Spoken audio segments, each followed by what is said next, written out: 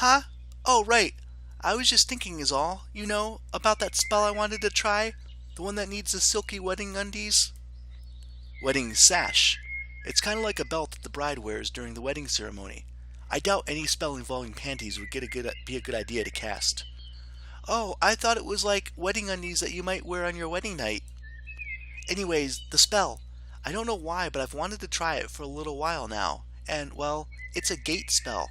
Not like those temporary ones. Those are easy to make. A permanent one. Like a portal to a different place. It sounds interesting. But are you sure it's safe? Silly Takani, that's not the point. This spell? I might be able to help you. Well, that's good and all. I'd prefer not ending up in the middle of a sea or a live volcano. I think we should be a bit more careful with your magic. I'm a good mage. That's what Harry said when he told Atlantis that the solution to their water shortage. Huh?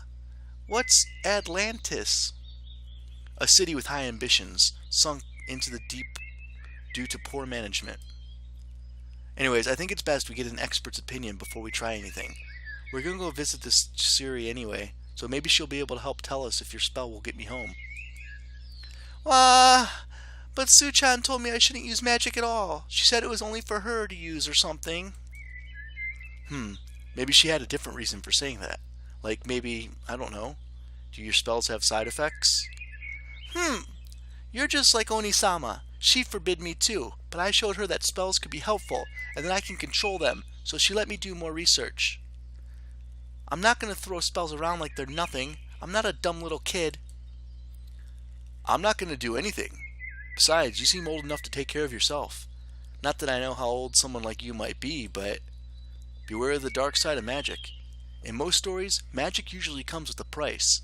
Like, what would you do if magic gave you a terrible tummy ache, or headaches, or worse, diarrhea? Then you better prepare a gate spell to the nearest bathroom. I do get headaches, but those aren't really all that big of a deal, and I do get a lot of things for Oni-sama. I'm not going to change that ever, so there. I already said I wasn't going to make you do anything. However, what you do need to change is the fact that you're straddling me, and you're rather close, so I'd appreciate it if you could get off. Aw, but you're so warm and soft. I could just curl up and sleep on you. Wait, don't go falling asleep on me. I was just kidding. I wouldn't do something like that out here. Maybe tonight, though.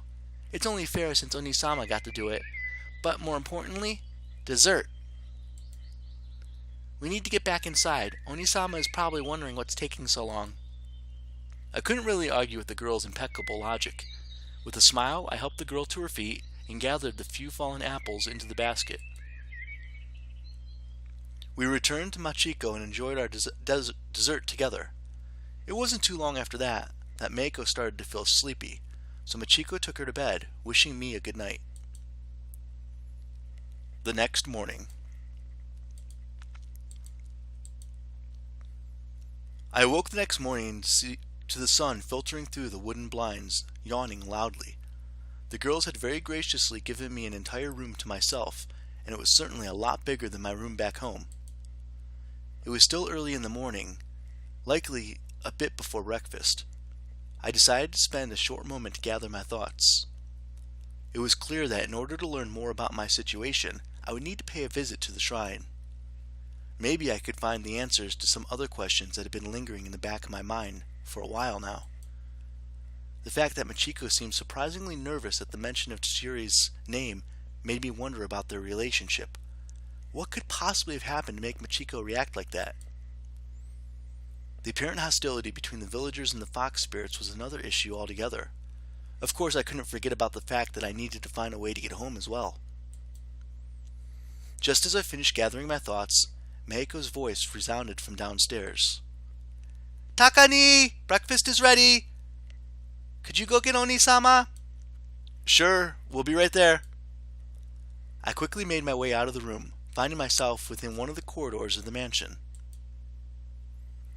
Once outside, it didn't take me long to find Machiko wandering down the corridor, her lips curving into a smile when she saw me.